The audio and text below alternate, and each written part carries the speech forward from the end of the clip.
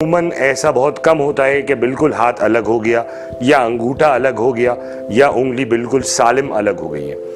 उसकी थोड़ी सी एजुकेशन आवाम के पास होनी चाहिए, प्रिजर्व करके हमारे पास पहुंचाया जाए आज़ा को। तो टाइमली यानी अगर 6 घंटे के अंदर अंदर या 8 घंटे के अंदर अंदर पहुंच जाता है तो आप यकीन करें उसको दोबारा जोड़ा जा सकता है।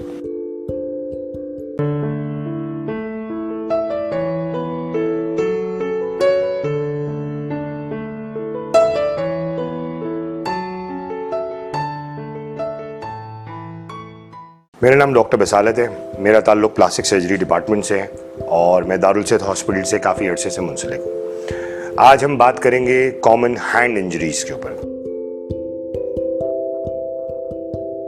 क्योंकि हैंड जो है वो प्लास्टिक सर्जरी की डोमेन में आता है। सबसे पहले तो ये क्लियर करना पड़ेगा कि हमारे यहाँ अमूमन हाथ की चीज़ों को भी ऑर्थोपेडिक्स और दूसरी सब स्पेशलिटीज़ में ट्रीट किया जा रहा होता है, जबकि प्लास्टिक सर्जन्स जो होते हैं वो इसके लिए ख़ास तौर पे ट्रेंड होते हैं हैंड इंजरीज़ के लिए।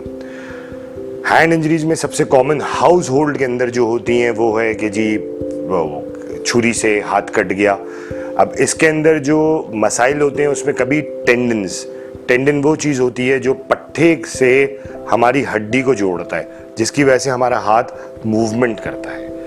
अगर टेंडन इंजरी हो जाती है तो मूवमेंट रिस्ट्रिक्ट हो जाती है, कभी कभार पेन होना शुरू हो जाता है और नेचुरली हाथ से जब भी कोई छुरी छोटी सी लगे या ज़्यादा अल्लाह ना करे ज़ख़म लगे तो ब्लीडिंग बहुत ज़्यादा होती है। अमूमन लोग जो हैं वो ब्लीडिंग की वजह से बहुत परेशान होकर आते हैं हमारे पास कि शदीद खून बह रहा है, डॉक्टर साहब जल्दी से देख लीजिए, बहुत ज़्यादा खून बह गया है। और इसमें कोई दो राय भी नहीं है कि खून बहता भी बहुत है, हाथ में हमारी सप्लाई बहुत ज़्यादा होती है। मगर इसका एक बहुत ही आसान सा हल है।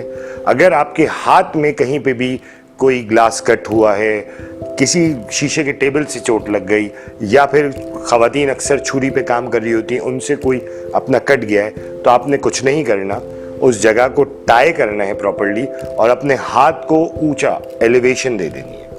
तो उससे कम से कम आपकी खून का दौरानिया जो उधर जा रहा है, जो बह रहा है खून, वो रुक जाएगा। तो मरीज़ की भी और आम जो लोग होते हैं उनकी भी आधी परेशानी इस चीज़ से हल हो जाती है कि जी खून बहना बंद हो गया। दूसरी चीज़ ये कि अगर आपको कहीं पे भी नाइफ कट या ग्लास कट इंजरी कोई भी चीज़ हुई है तो फिर आपने उसको properly urgent first medical aid ज़रूर लेनी है। जाके फौरी तौर पे करीबी जो भी मुस्तनद हस्पताल है वहाँ पे दिखाइए। अगर तो अल्लाह ना करे ग्लास कट या कोई भी नाइफ कट जो है कट वो गहरा है तो फिर लाजमी तौर पे वो आपको किसी सर्जन को या प्लास्टिक सर्जन को दिखाना पड़ेगा। अगर अल्लाह ना करे कोई टेंडन इन्वॉल्व हुआ है या नर्व। अमूमन जो देखा गया है वो ये कि अगर टेंडन इन्वॉल्व नहीं भी होता है तो नर्व्स ज़रूर इन्वॉल्व हो जाती हैं। अच्छा, मैं आपको थोड़ा सा बता दूं कि नर्व वो चीज़ होती है जो इलेक्ट्रिक सप्लाई दे रही होती है हमारे हाथ को, आम जुबान में ये समझा जा सकता है। और हमारी जो महसूस करने की सलाहियत ये भी नर्व की भी ही मरून मुन्नत होती है। तो कभी कभार अगर रिस्ट जॉइंट पे या कुछ ऐसे हमने इंसिडेंट्स देखे कि बहुत छोटा सा कट था जिसको इतना खातिर में नहीं लिया गया, मगर आगे चल के वो बड़ी नर्व इंजरीज के तौर पे सामने आया। जब डिफॉर्मिटी बन गई, जब उस नर्व ने अपना काम करना बंद किया, उस जगह पे से हाथ पे से चेंजेस आना शुरू हो गए, तब वो मरीज़ा हमारे पास आए और फिर उन्होंने कहा कि देखें डॉक्टर साहब ये क्या हुआ है। जबकि उसको अगर पहले ट्रीट कर लिया जाता तो मामलात काफ़ी हद तक बेहतर रहते। दूसरी होती है ऑक्यूपेशनल इंजरीज।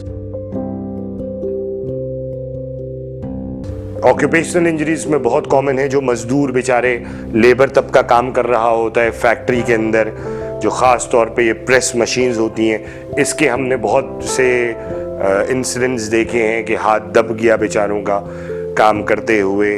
अमूमन तो हमारे पास कराची में ख़ास तौर पे बहुत दूर से, क्योंकि अंदरूनी सिंध में और शायद बलूचिस्तान में इतने अच्छे सेटअप्स नहीं हैं जो हैंड इंजरीज़ को डील कर सकें, तो पसनी से भी किश्ती पे बेचारों के साथ इंजरी हुई, वहाँ से वो हमारे पास कराची आए, जब तक उन बेचारों के हाथ भी काफ़ी ख़राब हुए। एक और चीज़ होती है कि हाथ कट के अलग हो जाना। ये हमारे पास एक्सीडेंट्स में और जो प्रोफेशन रिलेटेड होते हैं इसमें बड़ा कॉमन होता है। इसकी नो हाउ होना थोड़ी ज़रूरी है। गो कि ये इंजरीज बहुत कम होती हैं और अमूमन ऐसा बहुत कम होता है कि बिल्कुल हाथ अलग हो गया या अंगूठा अलग हो गया या उंगली बिल्कुल सालिम अलग हो गई है। उसकी थोड़ी सी एजुकेशन आवाम के पास होनी चाहिए कि अगर अल्लाह ना करे आपके किसी साथी के साथ या किसी भी शख्स के साथ आप देखें ऐसा हो गया है मामला, तो आप फौरी तौर पे उसके उस लिम्ब को प्रिजर्व करिए। प्रिजर्व करने का तरीका ये होता है कि आप उसको एक थैली में रख लीजिए, अच्छे तरीके से साफ कर सकें तो कर लीजिए, नहीं तो वैसे ही थैली में रखें। एक बर्फ़ का इंतज़ाम कीजिए।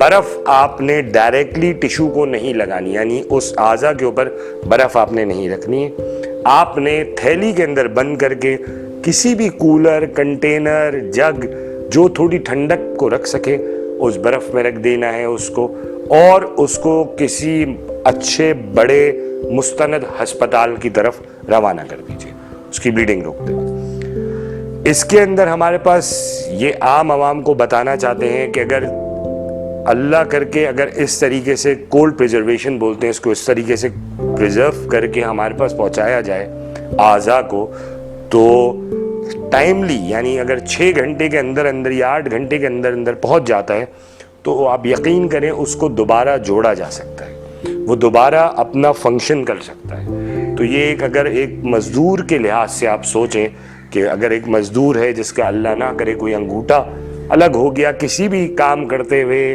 किसी मशीन के अंदर आते हुए, और अगर वो किसी तरीके से सालिम बच गया है तो उसको फौरी तौर पे ये प्रिजर्वेशन कर लें। इससे घंटों के सफ़र के अंदर भी उसके बचने के चांसेस बहुत रह जाते हैं और हम दोबारा लगाने के मुतहम्मिल हो सकते हैं कि हम उसको ट्राई करें और कोशिश करें कि किसी तरीके से वो पार्ट या कोई भी चीज़ है वो दोबारा से जोड़ी जा सके।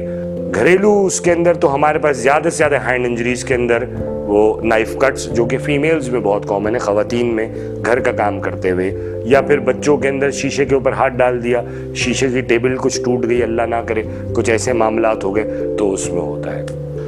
अच्छा, अगर आपने अच्छे तरीके से उसका एम्पुटेटेड पार्ट प्रिजर्व कर लिया है तो बहुत अच्छी बात है। जो बाकी ज़ख्म है उसके ऊपर कोई कपड़ा लपेट दीजिए और वही बात कि उसको एलिवेट कर दीजिए, यानी ऊंचे की तरफ ले जाइए, तो फिर वो कम से कम खून की रवानी उधर से रोक देना है ताकि मरीज़ का खून ज़ाया ना हो।